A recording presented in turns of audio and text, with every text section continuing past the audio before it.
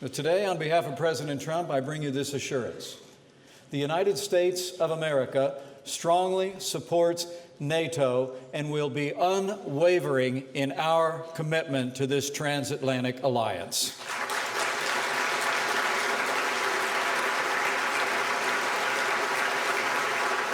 The fall of the Soviet Union ushered in an opportunity for unprecedented peace and prosperity on both sides of the Atlantic. But the end of that era only marked the beginning of another. The collapse of communism has been followed by the rise of new adversaries and new threats. Rogue nations developing nuclear weapons now jeopardize the safety of the entire world. Radical Islamic terrorism has fixated on the destruction of Western civilization. Under President Trump's leadership, I can assure you, the United States will be strong, stronger than ever before. We will strengthen our military, restore the arsenal of democracy, and working with many of the members of the Congress who are gathered here today, we're going to provide our soldiers, sailors, airmen, Marines, and Coast Guard with renewed resources to defend our nation and our treaty allies from the known threats of today and the unknown threats of tomorrow. But Europe's defense requires your commitment as much as ours. Our transatlantic alliance has at its core two principles that are central to its mission. In Article 5, we pledge to come to each other's aid in the event of attack, and be ready if and when that day comes. In Article 3, we vowed in that treaty to contribute our fair share to our common defense.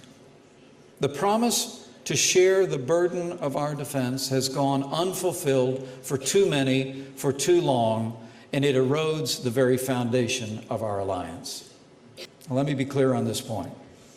The President of the United States expects our allies to keep their word, to fulfill this commitment, and for most, that means the time has come to do more.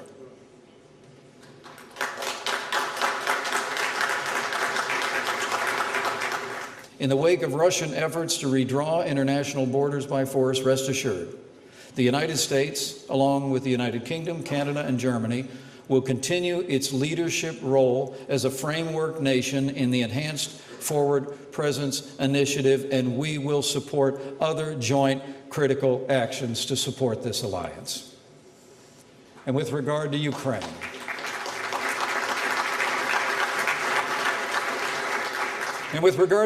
we must hold Russia accountable and demand that they honor the Minsk agreements, beginning by de-escalating the violence in eastern Ukraine.